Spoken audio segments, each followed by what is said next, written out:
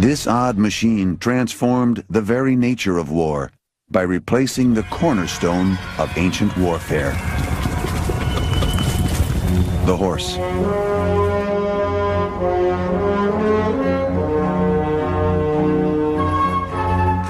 For 4,000 years of recorded history, the horse was the primary vehicle that the Army used to carry equipment, transport troops.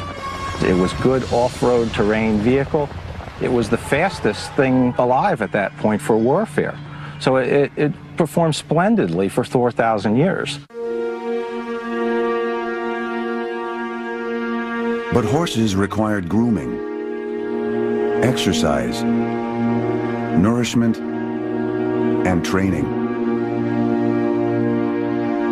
And like the soldiers they served, horses were often casualties of war. In World War I, a dark innovation in combat would revolutionize mobility. Mechanized warfare. The bloody battlegrounds of the Great War were the proving grounds for dozens of new machines. From the Ford Model T to the Mark I tank. When 19th century strategy confronted these 20th century weapons, the result was catastrophic. We deployed horse cavalry to Europe in World War I. The theory was that we would somehow, with infantry, punch a hole through the German defenses, and in comes the cavalry, and they would go back and swing their sabers and do whatever this cavalry does when it gets in the enemy's rear. And it didn't work that way. Although primitive, these new machines often became effective replacements for the horse. The horse could not keep up with the motor vehicle. They would not tire, they would not require food. But the machines of the First World War had one fatal flaw. Trucks and tanks started taking over the personnel carrying, the munitions carrying, and now the only thing that the horse could do that all of this other equipment could not do was effectively go cross-country in the mud. By war's end, no military had solved this dilemma. But military strategists were convinced that a highly mobile vehicle would be instrumental to future victories. After the war, they all set out to invent the world's first mechanical horse. The U.S. military made several attempts to build such a machine in the 1920s and 1930s.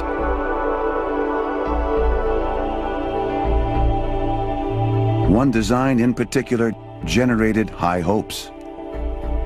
The Snake in the Grass vehicle was a very low-profile vehicle. It resembled in many ways like a kid's go-kart that two grown men could lay down on in a prone position, face forward.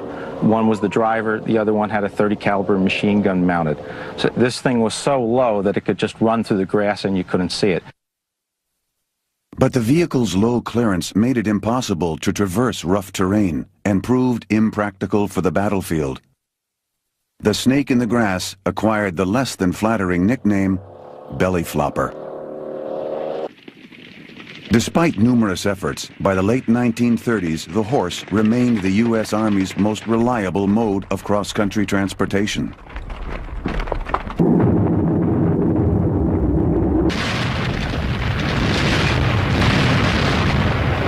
Time was about to run out. September 1st, 1939, the face of war is changed as the Nazi forces slash into Poland.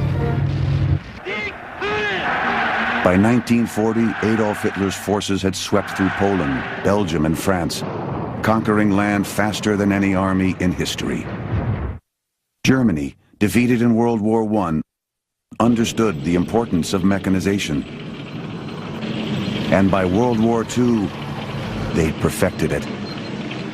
The Germans were really the only ones to seize on the singular opportunity that the tanks and armored forces represented. The Blitzkrieg, or lightning strike strategy, was the culmination of years of research and preparation, and built upon a highly mobile fleet of machines.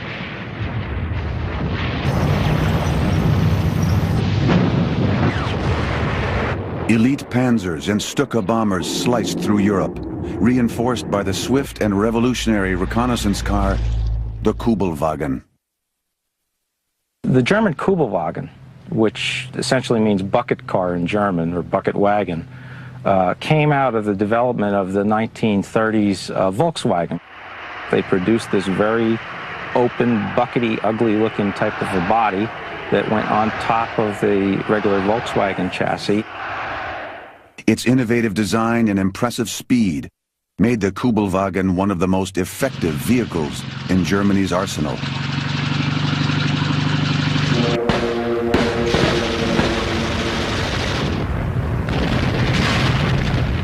As Adolf Hitler's armored divisions took continental Europe by storm, the United States was forced to reckon with its own shortcomings in armored development, including a shocking deficiency of tanks, and still no replacement for the horse. All through the 1930s, the government was really working on this concept of replacing the horse, and because of the Blitzkrieg, it became very important that we put something into place to do that, because we just could not stand up against the German army on horseback like we were at the time. You're dealing with relatively ancient technology here, and with technology that we knew was pretty fragile on the battlefield, and we needed to do better. In the coming months, the U.S. Army desperately attempted to fill the gap in its arsenal.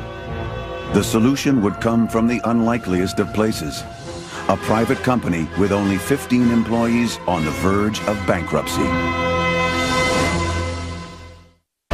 One of the first peacetime uses for the Jeep was as a replacement for the farm tractor. Modern marvels will return in a moment.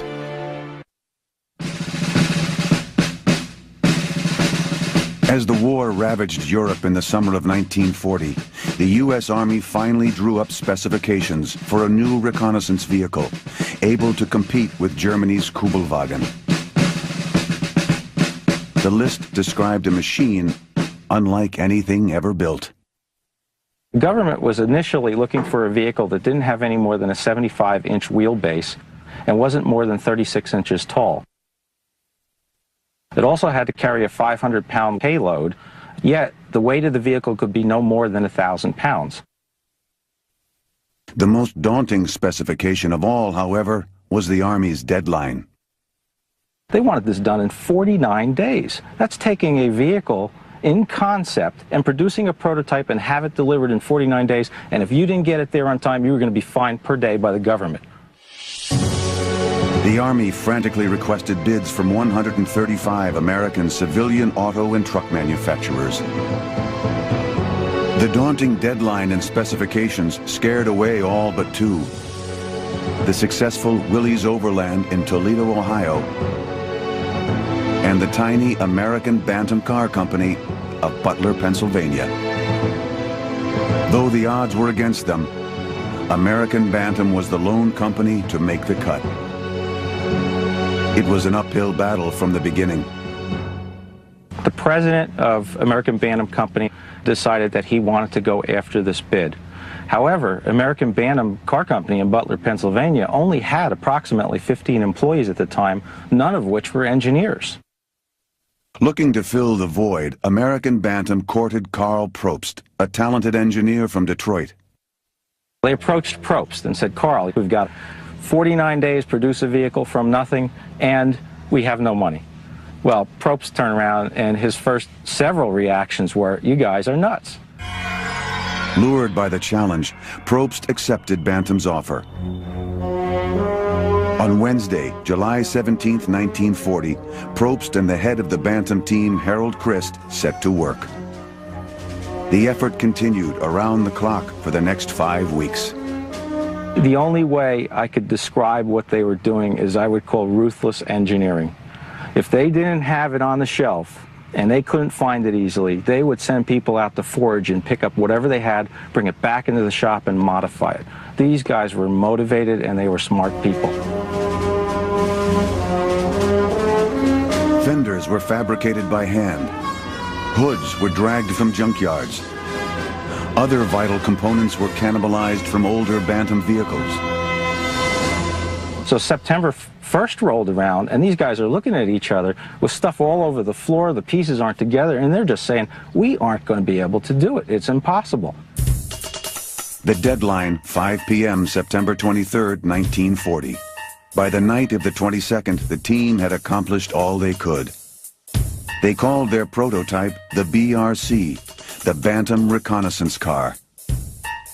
Next morning, they mounted up. They drove it at 25 miles an hour in a totally untested vehicle just to break the engine in. With only half an hour to spare, the Bantam team delivered their new invention to Camp Holabird, the Army's testing ground in Maryland. No one had ever seen anything like it. Boy, look at that. You know, this is state-of-the-art technology. And the first thing they did was they hopped in and just kind of preliminarily drove around, and everybody was like all excited about it. The bigger question was, would it work? To find out, they put 6 additional prototypes through grueling tests. They basically beat the living daylights out of the thing. They just went into the woods, they went up and down hills, they loaded it up, they put people in it, they tried everything that they could think of to see what this thing could do, and they were just totally flabbergasted because it did so much more than they expected it to do. Equipped with 4-wheel drive, a new invention at the time, the BRC easily climbed and descended the steepest grades. The powerful engine, a Continental Y4112, gave the BRC the unprecedented ability to tow nearly half of its own weight. The Bantam design was simple, rugged, and an astounding success. One of the first officers to drive it predicted, "This unit will make history." Bantam's persistence had paid off. This is part of the American character, the seat-of-the-pants ability to take a concept and deal with it and bring it to fruition. And other nations couldn't do that, and I think it's part of the American spirit. It's a can-do feeling, a can-do spirit. Unfortunately for Bantam, turning in the winning car did not win them the prized production contract. The Quartermaster Corps was saying, we have a war to win, and we're not worried about what's fair necessarily, but we need the biggest guy, the best guy to get this on time and delivered in a quality fashion, and therefore they went with the larger companies. With the threat of imminent war, the Army gave the final production contracts to Bantam's original competitor, Willys Overland, and another automotive giant, the Ford Motor Company.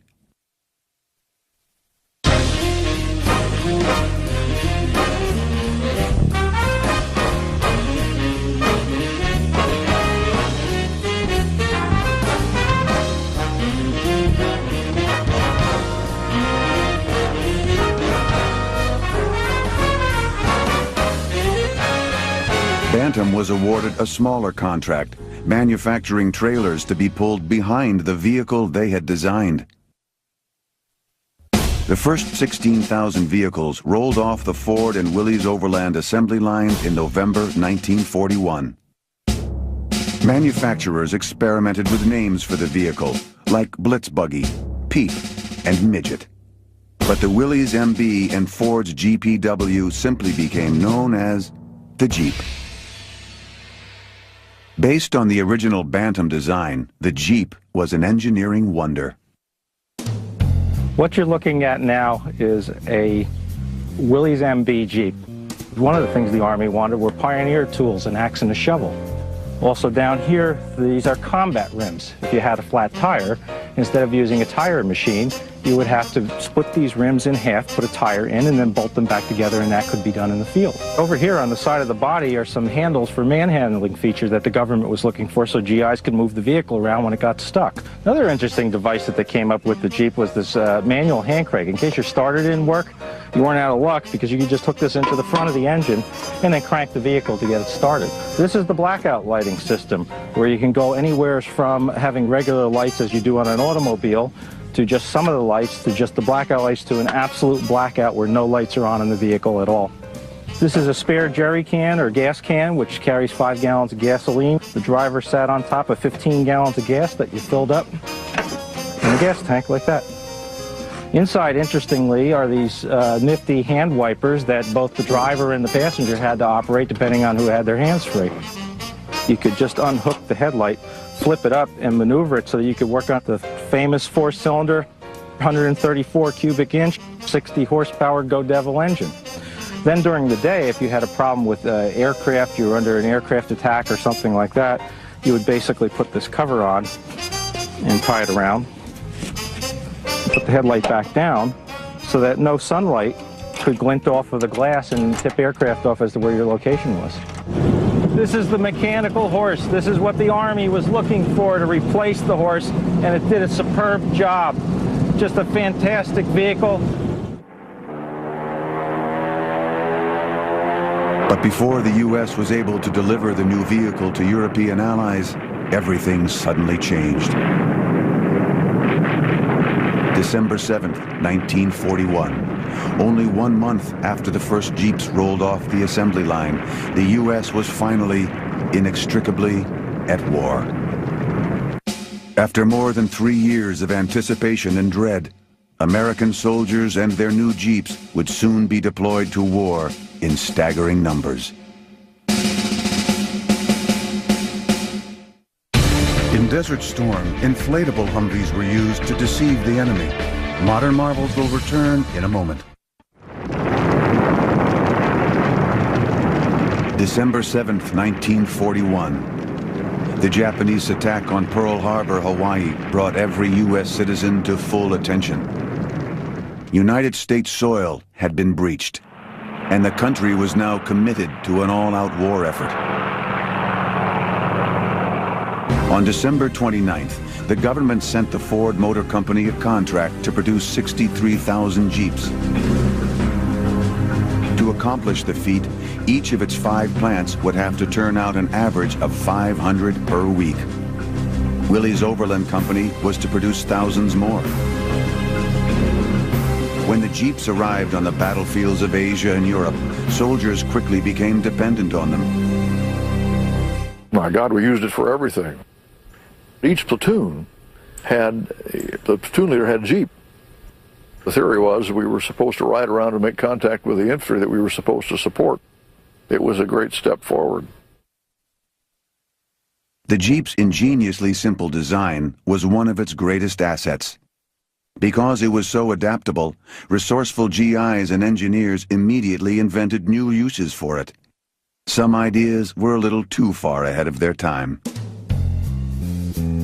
When soldiers in Asia and Europe discovered that the Jeep was hampered by deep water, they improvised several techniques that enabled the Jeep to cross rivers and streams. None of them were very simple. The Ford Motor Company constructed a waterproof hull around the Jeep's exterior and called the experiment the General Purpose Amphibious Vehicle, or GPAV. But it proved ultimately unusable on the battlefield.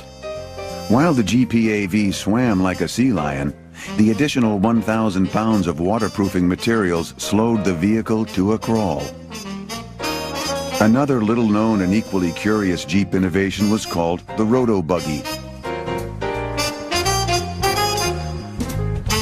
Equipping the Jeep with rotors and an aerodynamic tail, Army engineers designed the Roto-Buggy to fly itself to remote locations.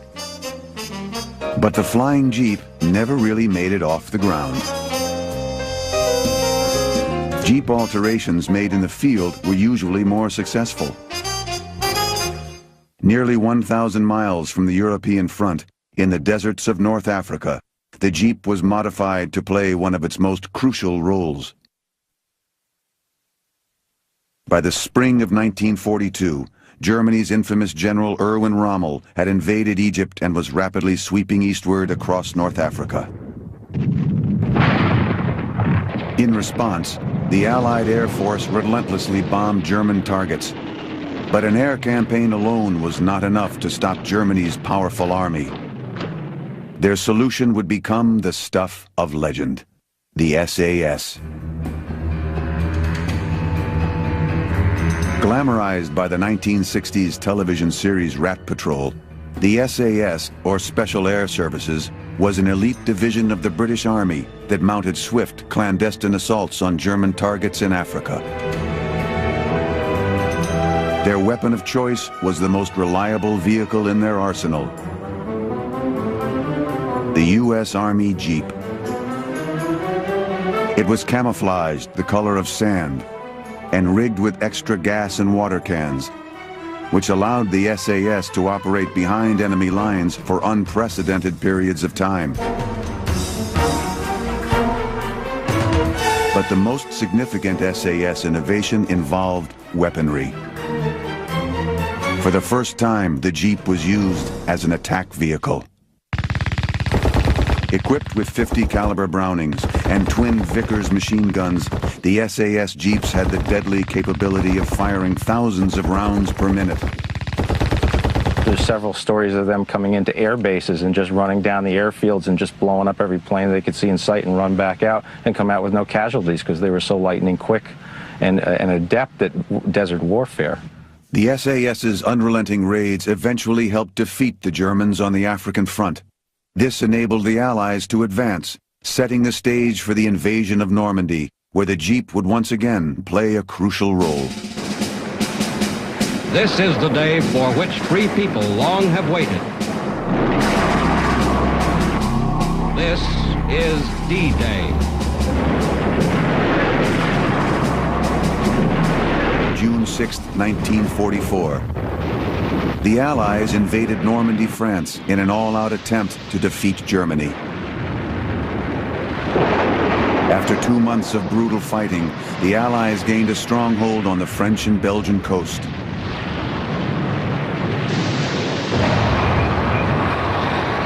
In their pursuit of the rapidly retreating German army, thousands of U.S. Sherman tanks consumed more than 800,000 gallons of fuel daily. Supplying the rapidly moving armor proved nearly impossible because trains in the region had been destroyed. There was a great deal of gasoline and supplies in the Normandy area. There was more than enough to supply all the armies. Normandy was just bristling with depots of all types, gasoline by the thousands of gallons, but they couldn't get it to the front fast enough. Enter the Jeep. The Army initially outfitted Jeeps with locomotive wheels and used them to transport supplies via rail lines. When this failed to keep up with the demand, the Allied commanders devised an ingenious transportation line called the Red Ball Express. To red ball something was to FedEx it or to send it priority mail. When you said you wanted something red balled, you wanted to get it there as quickly as possible, and of course that was a term that the Army used. The Red Ball Express utilized nearly every Jeep and truck in the area. The Red Ball was established August 25th, 1944. It was seat of the pants, completely ad lib. They just started grabbing trucks, and within 36 hours, the first trucks were on the road.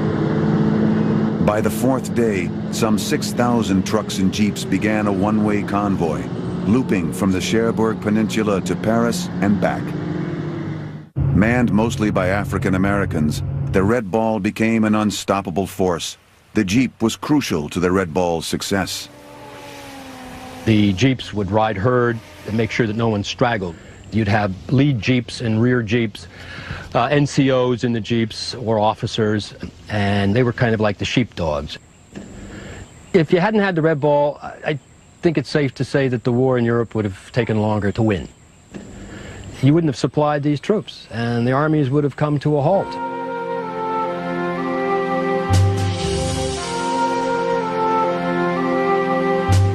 The Jeep had begun its service in World War II as a simple solution to a daunting problem, replacing the function of the horse.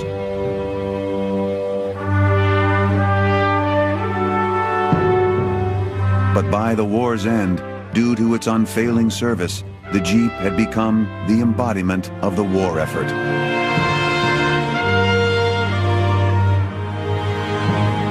From Europe to Africa to Asia. The Allies' reliance on the Jeep to transport troops and supplies proved crucial in the defeat of the Axis powers. It was the American ability to harness its industrial power and put it into machines, whether it be a Jeep or a truck, was what won the war for the Americans, for the Allies. There's no doubt that the Jeep definitely had a major effect on the war. I think Eisenhower had at one time quoted that there were three major things that had really saved us in the war and allowed us to do what we did, and one of the three was the Jeep. I have no doubt in my mind that those 49 days, if those guys hadn't accomplished what they did, we would not be sitting here in the same world today. But the Jeep's service would not end with World War II. Its most challenging days were yet to come. It is believed that the origin of the name Jeep comes from the little animal Eugene the Jeep, who first appeared in the Popeye comic strip in September 1937. Modern Marvels will return in a moment. 1945. The war was over. The victors were home. And the Jeep began its life as a civilian.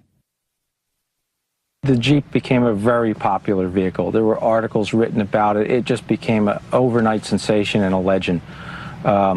Every one of these GIs that came in as a young kid in the Army, 17, 18 years old, an entire generation said, look at this thing, I just love it, it's great. You know, they became so attached to them, it was almost as if they owned a horse and it was part of their equipment. As the war was coming to a close after D-Day, everybody, Willys, Ford, everybody was thinking about, let's take this thing and capitalize, because when these guys all get out, there's a market for them to buy it. Starting in 1944, Willys Overland started doing testing on civilian-type Jeeps. Willys Overland, one of the Jeep's original manufacturers, created the convertible Jeepster and the wagon, billed as the ultimate family vehicles. Even the U.S. Postal Service was eager to buy the Jeep. Between 1944 and 1947, Willys Overland sales skyrocketed from $4 million to $138 million. It was the birthplace of today's recreational market, of the SUVs that you see running around. Before the concept of the Jeep, there was no such thing in that size of a vehicle or anything close to that size. So you can thank what you're driving around in today to essentially going back to those 49 days at the Butler plant.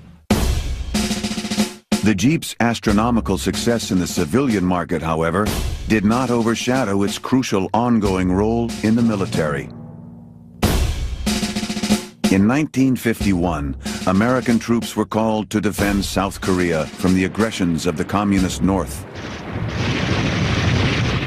Only months after their arrival, the simmering conflict erupted into a full-fledged war. Once again, the Jeep was sent to the battlefield. The standard World War II Jeep saw service right up through Korea. There were many the World War II vehicles and Jeeps used because we had so many of them left over. However, there were some flaws that the government perceived that they wanted fixed.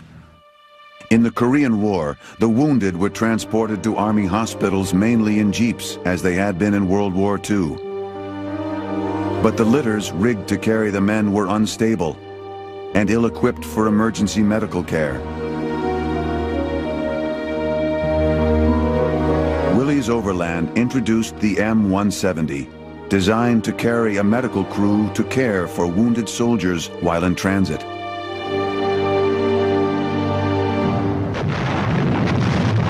During the Korean War, Army payloads dramatically increased in both size and weight. It was getting tougher for the little Jeep to keep up. To keep pace with these changes in military technology, the M38 model Jeep was introduced in 1950. The M38 itself almost looks like a World War II Jeep. It has flat hood and flat fenders. It has a waterproof fording system in it, different things that were added to it. Its most important improvement A 6-cylinder Hurricane engine enabled the M38 to carry larger payloads. But these modifications presented new problems. It had a little bigger engine in it, it had a higher center of gravity, and it turned over more easily. I can remember a famous maneuver in the wintertime in Germany when the roads were frozen, and I wrecked 7.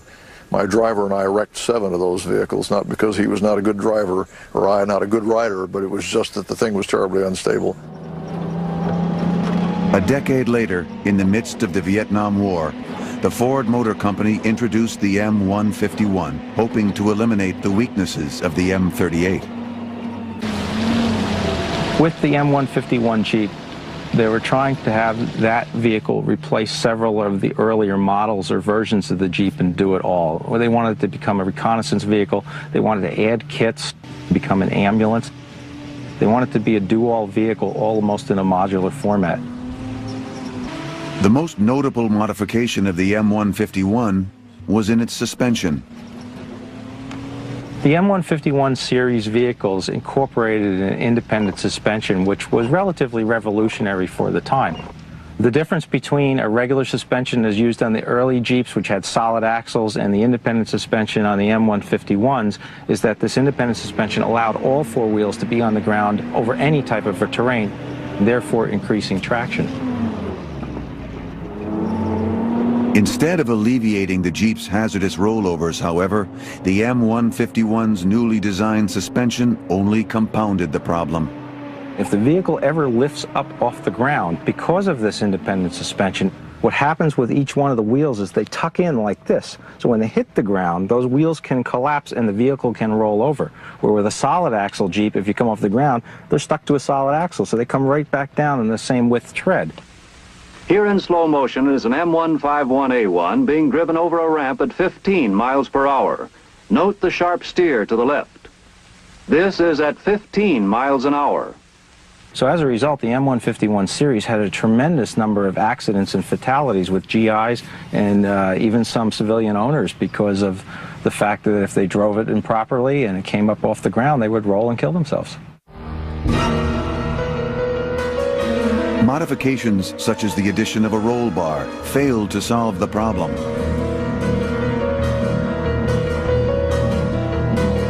Tests conducted in the use of roll bars, seat belts, and shoulder harnesses reveal that safety cannot be guaranteed in a turnover situation.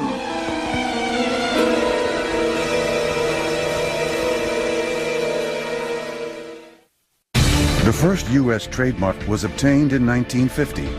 Today, Daimler Chrysler owns 1,100 registrations for the Jeep trademarks throughout the world. Modern Marvels will return in a moment.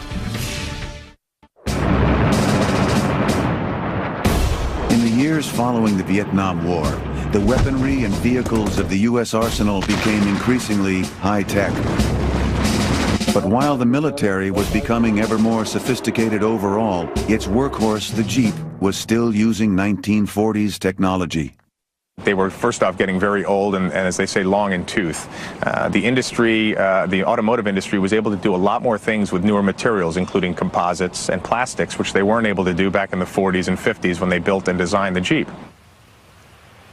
By the late 1970s, the U.S. Army recognized that the Jeep's military future was over. After more than 30 years of service, the Jeep was retired. With the demise of the Jeep, the Army was forced to address the crucial problem of mobility once again. In order to do that, you need to take a look at the battlefield and decide what it's going to look like in the future battlefield, because that's where the thing's going to fight. How far do you want it to be able to drive without refueling? What kind of protection do you have to have? That means what is the threat? So you really begin with an evaluation of the threat. The Army envisioned a new jack-of-all-trades vehicle that could carry more passengers and equipment than the Jeep, tow larger and heavier loads, and achieve higher speeds. The behemoth that was delivered to the military was designed by A.M. General, a distant relative of the Willys Overland Company. It was called the High Mobility Multi-Purpose Wheeled Vehicle, or Humvee.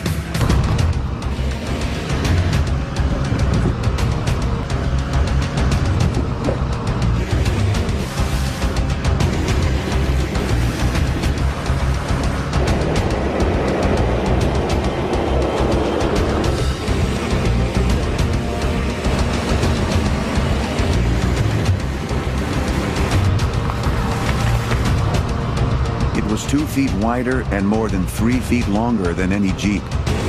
Despite its massive size, it was designed to meet crucial Army specifications.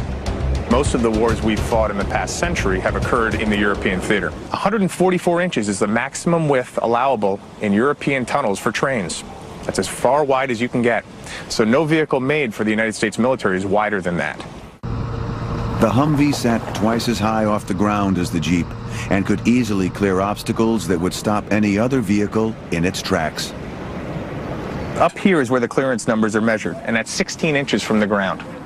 The standard off-wheel vehicle today, Fords, Chevys, and so forth, are anywhere from 7 to 8 inches in clearance. So this is double.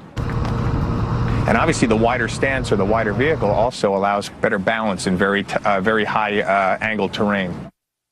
Powered by a V8 diesel engine with a 25-gallon fuel capacity, the Humvee had more than double the horsepower of the most sophisticated Jeep. It even had the remarkable ability to drive underwater. It was designed not to float. It is specifically designed to sink immediately. And it's done for a reason. They don't want you to lose the tread on the ground. So as you hit water, most vehicles will float for a while before they go down and then start to be able to drive. This vehicle can go through any level of water, any level of lake, any level of anything, as long as water does not get in through the air filter for your diesel. They put this at the high point of the vehicle. Now in the military they also have a periscope. So they're able to raise this up, and they also raise up the mufflers. This will go into a lake or a pond non-stop and just continue along the bottom, literally, until you run out of gas or breath. The Humvee also performs other tricks that enable it to overcome the most difficult terrain. From the cab, on the move at any time, you can inflate and deflate the tire pressure for anywhere from 0 to 50 pounds per square inch.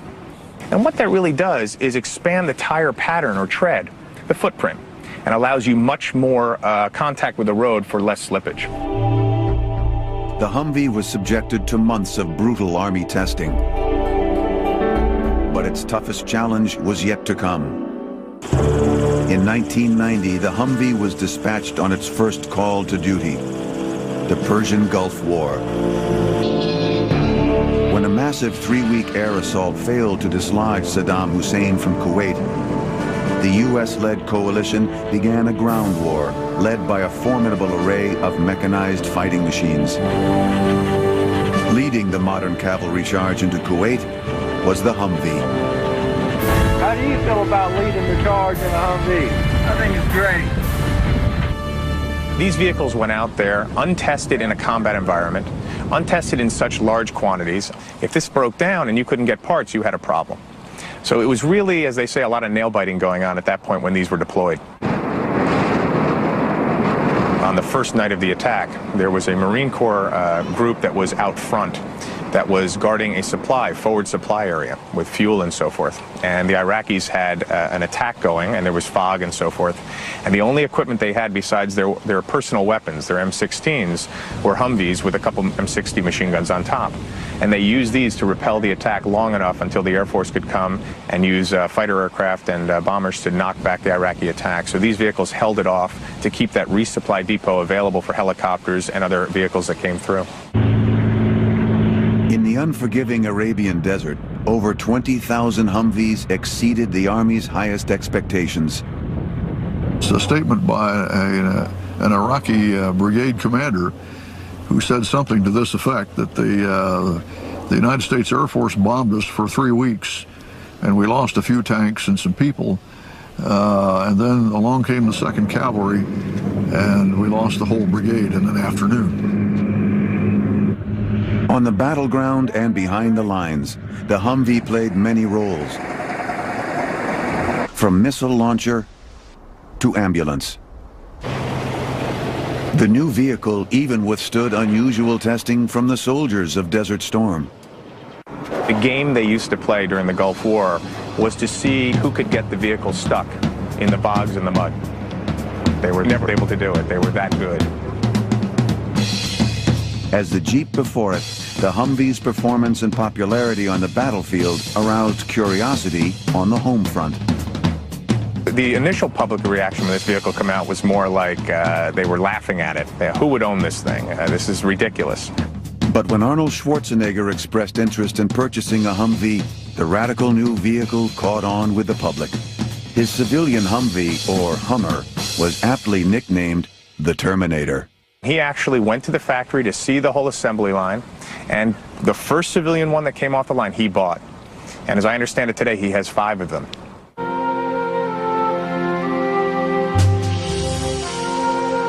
World War II correspondent Ernie Pyle called the Jeep faithful as a dog, strong as a mule, agile as a goat. When asked how the Allies won the war, Eisenhower, Patton, and Churchill all listed the Jeep among the most crucial factors. I think the spirit of the Jeep still lives in the concept and the idea of the Humvee. It's still the idea to provide a full-use vehicle for off-road capability.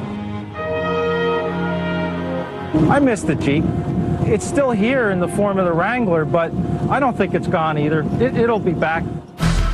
From the horse to the Jeep to the Humvee, success in battle has always depended on mobility.